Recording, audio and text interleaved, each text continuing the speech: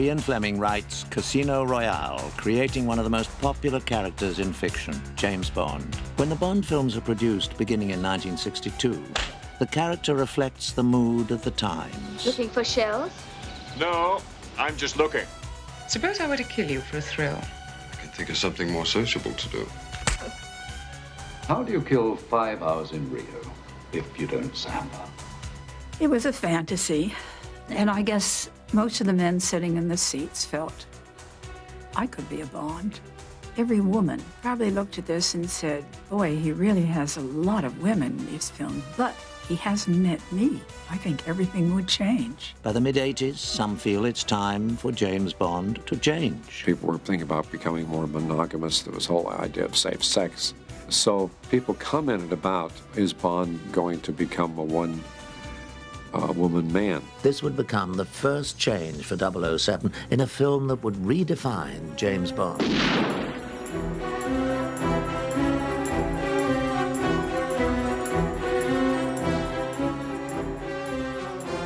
With Roger Moore's retirement from the role of 007, Michael Wilson and Richard Maybaum embark on a script for the next film without knowing who will eventually play James Bond. One of the ideas that was looked at from time to time was the possibility of exploring Bond's roots to show where he had come from, to show his background. He's always been a veteran character. He's been a fellow who is experienced. Cubby felt we shouldn't really look backwards. Instead of creating a story which deals with Bond's beginnings, the writers return to the source. The short story is basically the beginning of the film.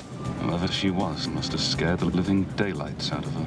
Smерть spionam, that's used in the opening sequence, those words meaning death to spies in Russian, come from Smerch, which is the organization that was in the early Fleming books, an assassination organization within Russia to liquidate foreign spies. Wilson and Maybaum make Fleming's female assassin the central character of the new story. As writing begins, the part of James Bond is yet to be cast. We weren't quite sure exactly how to go with the part, so we sort of wrote it fairly middle of the road. We didn't make it as comic as it had been with Roger. We were actively looking for a replacement, which is no easy task, believe me.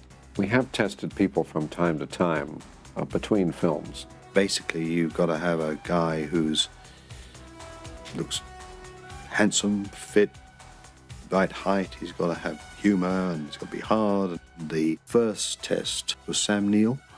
So you're Tatiana Romanova. My friends call me Tanya. My friends call me Bond. James Bond. All of us were impressed with Sam Neill and very much wanted to use him. He'd been very successful as Riley Ace of Spies. The key members of the Bond creative team are sold on the New Zealand-born actor, except the one whose vote counts most. Like a lot of things in life, it was a close race. An actor who has long been high on the list of candidates is Timothy Dalton, who is first approached for On Her Majesty's Secret Service. Cubby did want him very much. He thought he would be a splendid Bond. I was about 24, 25 then. Had a good career as a young man in films, having done The Lion in Winter, Cromwell, Mary Queen of Scots, Wuthering Heights. And Mr. Broccoli very kindly asked me if I'd be interested. But when he came in for the interview, Timothy himself said, I just think I'm too young for this role. I think Bond should be between about 35 and 40. And as a 25, 26-year-old, you know, it would not have been right. He wasn't ready for it, obviously.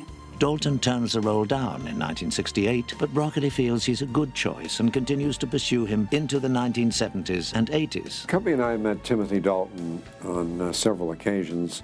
We invited him into the studio in MGM 6 or 7 years ago.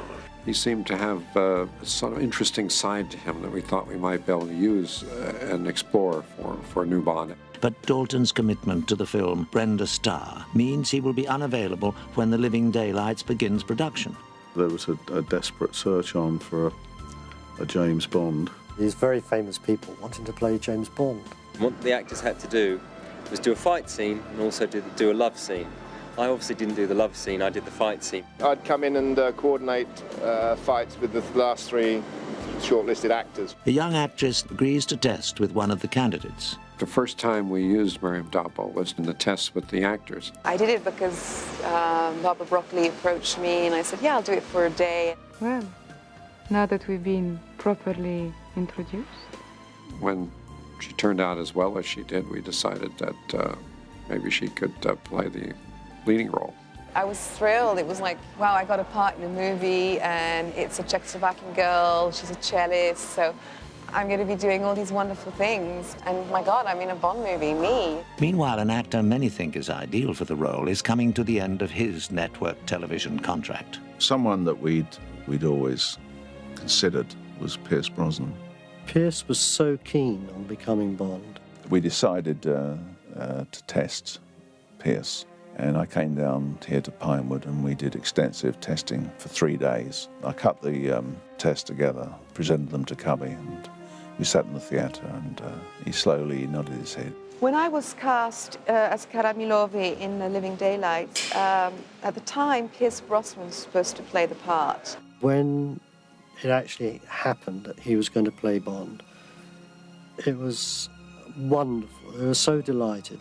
The other roles are quickly cast. Dutch actor Jeroen Krabbe is approached for the role of Koskov. We first saw him in Soldier of Orange, of course, where he was magnificent. I had one wish, which was to be in a James Bond movie. Ever since I'd seen the first ones, when I was 12, 13, 14. When an opportunity presented itself, we offered him the role. For the part of cold-blooded assassin Necros, the producers hire a dancer-turned-actor. I think what made it happen was really the incredible coincidence that the character I played was described exactly the way I looked. Rounding out the international cast is Joe Don Baker as Brad Whitaker. Whitaker was a nut. He was a very rich man who had his own army. He thought he was Napoleon or somebody. All of a sudden they said, no, it's postponed for 2 weeks. Because Pierce was doing Remington Steele, and they couldn't get him out of the series. I think it was a 60-day thing for them to come up with any more episodes, and I believe on the 56th day they came up with 5 more episodes. And the network that he was working for wouldn't release him. And the edict from Cubby was that Remington Steele will not be James Bond. So that was the end of the deal. And we got into tests again, and then Timothy came in. Cubby always remembered that Timothy Dalton was someone who, in his mind, could play Bond. And then they approached him again, and then he said yes. The schedule on this Bond film was delayed, and it was delayed to the point where I became available, and I was asked again, and I was very, very pleased. Dalton is suddenly a very busy man. He is scheduled to begin The Living Daylights within days of finishing Brenda Starr. The script is now tailored to Dalton's strengths. First and foremost, I wanted to make him human. He's not a Superman. You can't identify with a Superman.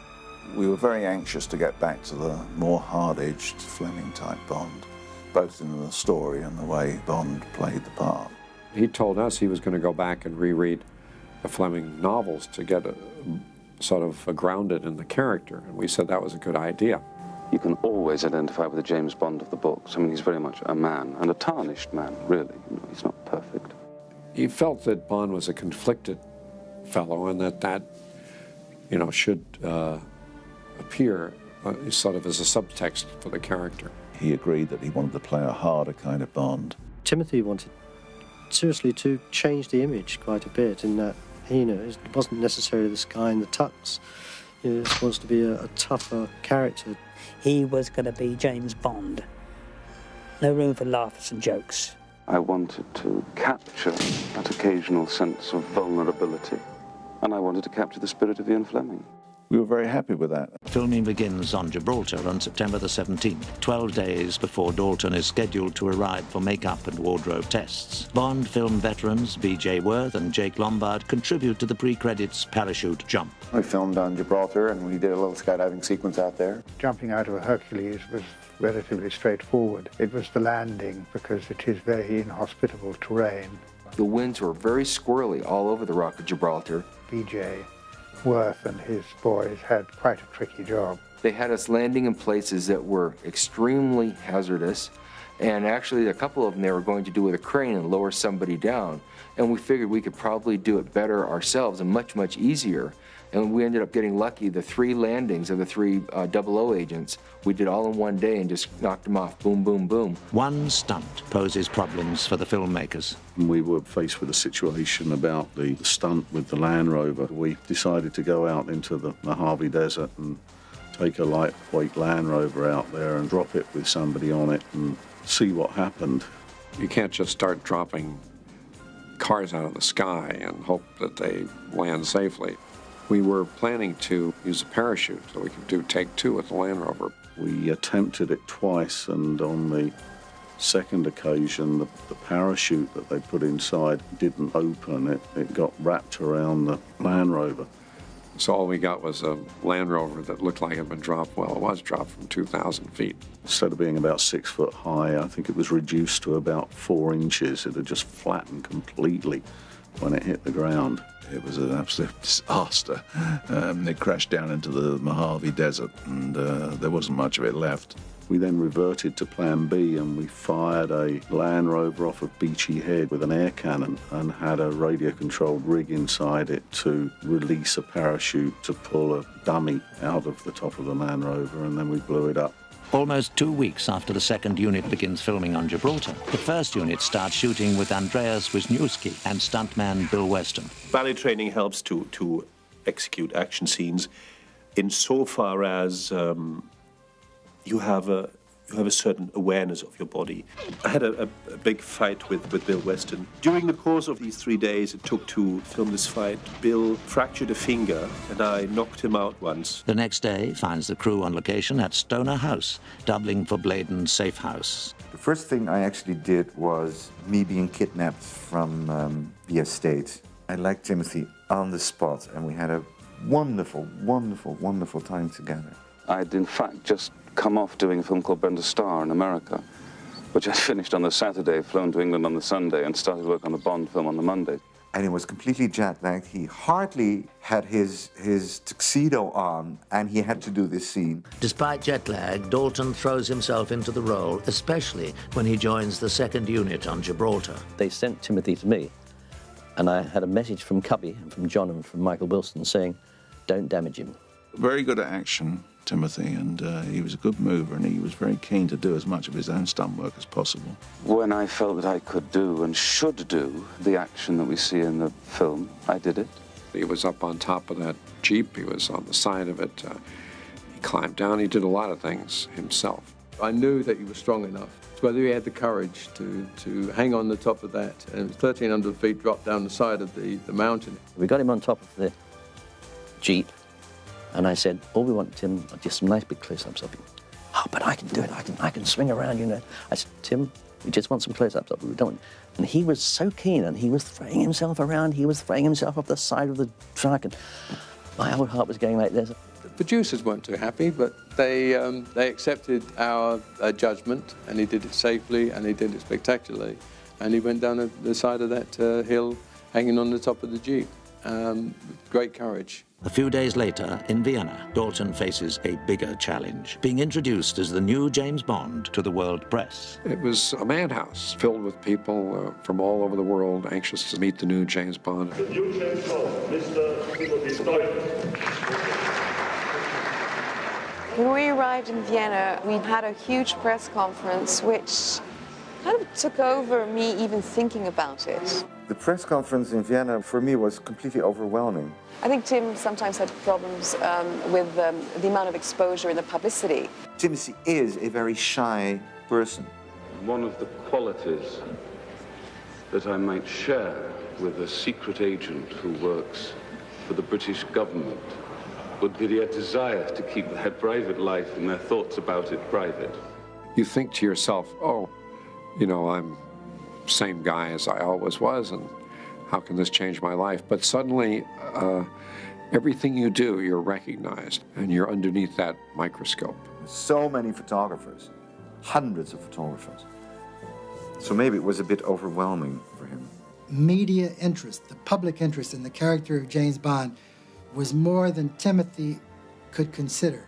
He knew it would be a circus, but I think down deep he didn't believe it would be as bad as it was. For director John Glen, shooting at Prater Park is like returning to his roots. We shot in Vienna, which was reminiscent in a way of one of the early films that I ever worked on in the film industry, The Third Man. It was the amusement park where Orson Welles and Joseph Cotton made The Third Man, and we did film a scene on the Ferris wheel where they also filmed. So that was very nice. Meanwhile, back in the United States, B.J. Worth and Jake Lombard have some high-altitude action of their own. Sparky Green, who's a director-producer, organized the logistics, and B.J. Worth put the team together for the stunt fight. We had to make this 900-pound sack fly.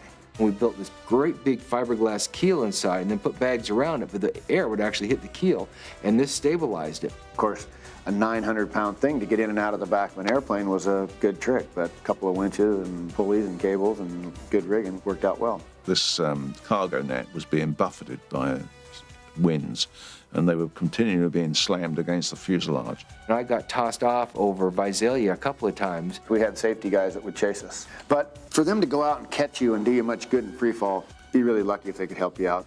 Then I had to do a big swing move, get back on the back side of the bag, and usually by that time I could not move. So I would just hold on and open my mouth, and that was our signal to bring in the bag. So the winches would then pull in the net, and I would just ride there until I got close. Two people would come out and just haul me in, and I'd lay there on the tailgate, and I couldn't move. Completely spent my energy because of all the wind on the front of the bag. We built a ripcord system in the net, and you had to hang on, get your feet and hands on both sides of it, so the guy in the plane could pull the ripcord, and then you just sort of let go and open the net up. The first time we did this, we definitely had our adrenaline moving pretty good.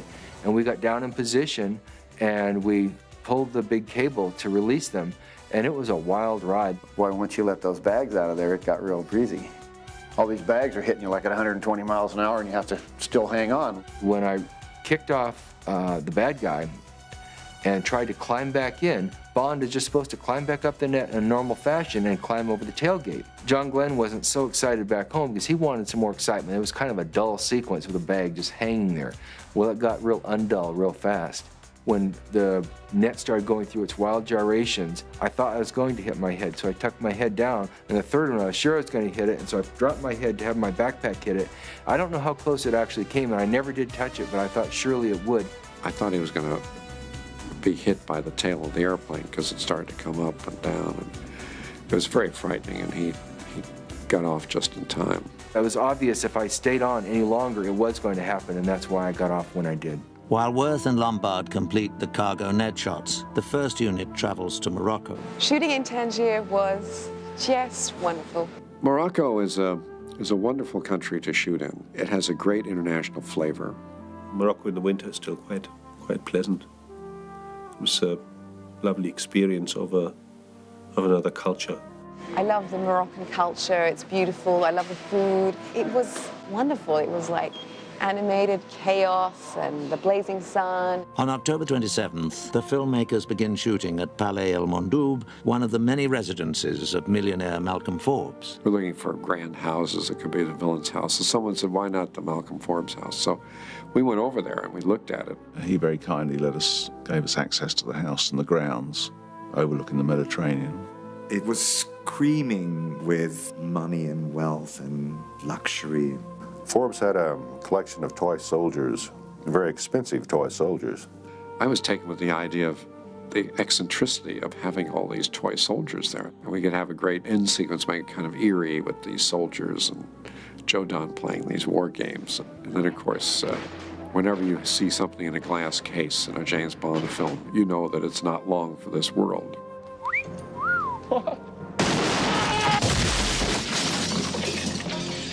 Halloween finds the special effects crew up to their usual tricks at the airfield at Ouarzazate. The shot of the Jeep being ejected and landing was done by John Richardson as a model. The tricky thing was getting it at a predetermined altitude because it had to be something like 2 feet off the ground, which is very low. When you look at that stuff, incredible shots.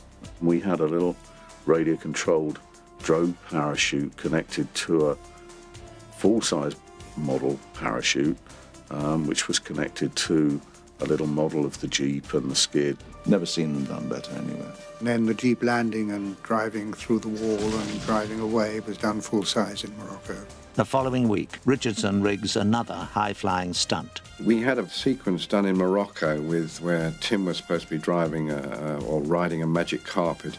Bond rushes along the rooftops and grabs a carpet at some point and throws them on to a couple of what appear to be electrical or telegraph cables going across the rooftops. The scene got a little overlong, and it was one of the tough decisions one makes in the editing room later on that we could do without it. Throughout November, the crew films the exciting climactic battle on the airfield at Ouarzazate. Ouarzazate is sort of just over the Atlas Mountains, high desert area, before you get into the rolling sand dunes. And it was a good match for Afghanistan. There's this studio called Atlas Corporation Studios, and when you drive up to it, there's an enormous wall with very large letters above it, and that's it. It is one wall. On the other side, it looks exactly the same. It's desert. Shooting in the desert was mesmerizing. Getting up at 4 a.m. and seeing the most beautiful dawns, finishing at the end of the day with the most beautiful sunsets. We were able to use an international airfield to build our set on. We found the cooperation there to be outstanding. A lot of the army turned up with their own weapons. I spent most of my time down in Ouarzazate because we had a mass of work going on down there and a lot of miniatures as well. There were 3 units working. We'd be rigging for the battle, and I would rush backwards and forwards on one of the motorbikes from the chase sequence. Richardson also has to create a ravine and bridge for the battle sequence. We needed a bridge that had to look as though it was over a terrifyingly high ravine. There is a modern bridge in Ouarzazate that goes over a stream bed. So John Richardson and his men built what we call a foreground miniature. The bridge was 4 feet high, but looked as though it was 100. The background walls of the ravine were plasterwork, and the rest of it all just sort of blended in with the real thing. Suddenly, this little wadi with a little bridge 10 feet high was now 300 feet in the air, with all the cladding of the timber on it and everything else. The water in the bottom is in fact saran wrap on a painted piece of plywood. The whole thing became an absolute amazing shot, and it was one of the finest achievements that I've ever seen of foreground miniatures. I think it's one of those situations where you really can't see the join. And then back in Pinewood Studios, we built a quarter-scale bridge over a little piece of river and real rocks, and then we literally blew that up and collapsed the bridge.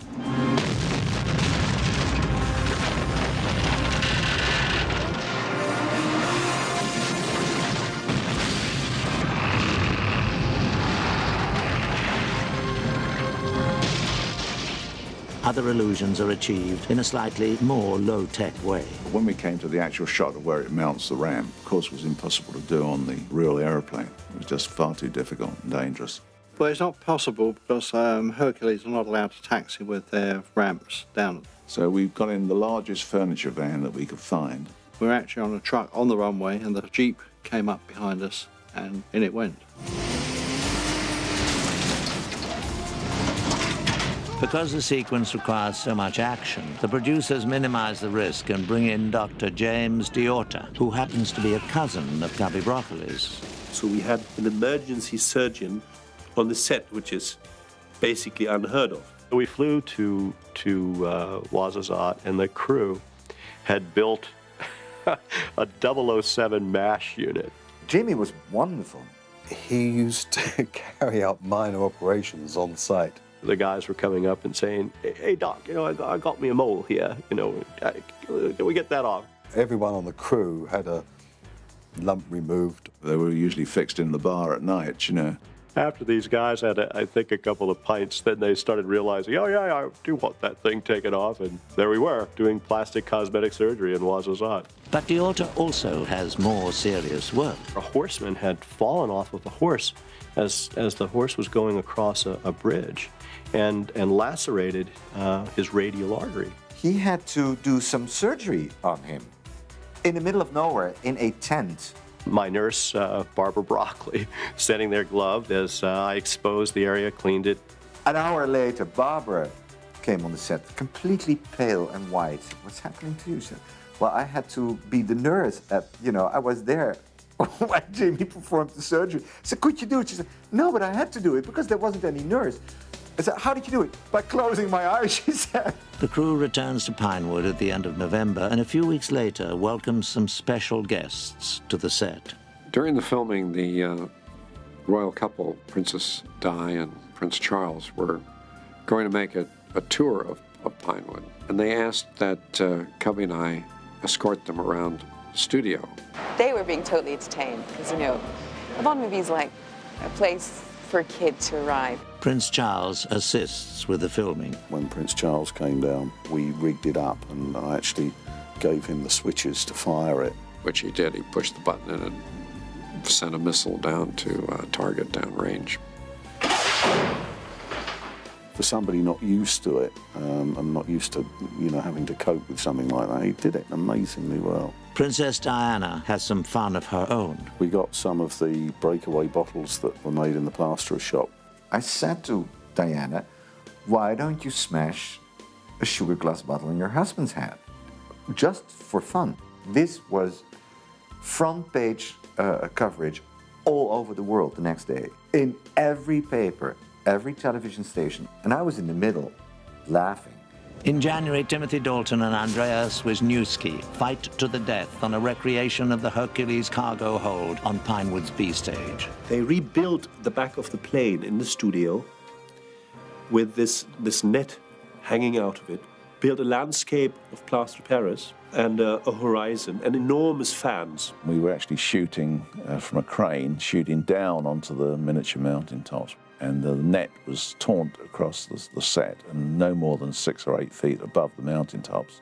So for 3 days, we ended up hanging in this net, matching to the aerial shots that they'd already taken. The net bouncing up and down we accomplished with wires and counterweights so that we could control it and match the sort of frequency of the flapping that it was doing. We'd just done an hour of it out of what was going to be 3 days, and Timothy Dalton saying, I'm knackered already. The crew travels to their final location in mid-January, a frozen lake in Austria, for a scene showcasing Bond's new Aston Martin.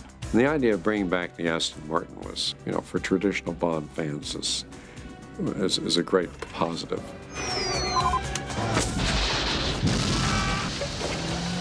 I've had a few optional extras installed. So we thought, well, with the new Bond, why not? This had to be built to have skis come out the side, it had to fire rockets, it had all of the standard Bond things that one would expect to find on an Aston Martin. The Aston Martin has always been a favourite of ours, with Bonds from Goldfinger on. The extreme weather makes things difficult for the effects team. We had to fire the Aston Martin up a dam and had to go over the top of a hut in the chase. We're very used to firing things with air cannons and, we've done it on a number of occasions. Well, it's like 30 below out there and we fired the car with compressed air. Because of the extreme cold, the valves, instead of opening ever so quickly, the valves had contracted and it opened ever so slowly. We were rushing around with blowtorches and heaters and trying to warm everything up. And the car, instead of firing off like mad, just went bloop and went straight into the hut. Total disaster. I went over to Cubby and said, I'm terribly sorry you're coming. So he said, don't worry. He said, we'll come back tomorrow, we'll do it again. And we went back next day, Cubby sat down in the same seat. We fired it, it flew a dream and it looked great. And I went up to him, I said, was that better, Cubby? He said, yeah. He said, that's exactly what I knew would happen. One of the last location shots filmed involves Bond in his most unusual mode of transportation. I actually came up with this idea when I was in America and we were thrashing out the script. And Dick Maybaum said, oh, it's impossible, they couldn't fit in a cello case. I have to say that Dick and I had our misgivings, and Cubby as well. And it just so happened on the music stage at MGM, they were having a session. John got a hold of a cello case, and he had us come over, and he actually sat down in it to show that it could be used. And from then on, they were all for it. For the scene, a special cello case is devised. This cello case doesn't tend to run all that true without some sort of guidance underneath it. Sort of tended to spin round in circles. Built a cello case in fiberglass with skis on the bottom of it, and control handles were built into the sides. Shooting the scenes riding with the cello case lasted 3 days. I think they loved that, actually. I did not enjoy that. I had quite a whale whizzing down the slopes on that. I did not enjoy that at all. There was times when it went out of control. I was the one who had to control the cello case as we were going down the slope. And there were times where we were hanging on the back to slow it down. And on one side was the ravine, and down at the bottom was the camera crew. One time it went past me and I dived at it because the shot was over and they were still carrying on. Timothy weighed more than I did, so it kind of was slightly off balance. If we didn't stop them, there was a long way down the piece and it would have become very dangerous. Plus, they put firecrackers underneath the snow, so it looked like they were shooting at us, and I have a phobia of explosions. They both were screaming with delight. I hated doing those scenes. Doug! We've nothing to declare! The Living Daylights wraps production in February. The coming attractions promise a more dangerous Bond, and Dalton delivers, delighting fans of Ian Fleming's spy sagas. We don't expect him to be copying Roger Moore or Sean Connery. I mean, he is an actor, and he has his own interpretation. He portrayed all the smouldering qualities that we were trying to introduce into the picture, and he was very good in the love scenes. Certainly the action scenes, remarkable debut, really.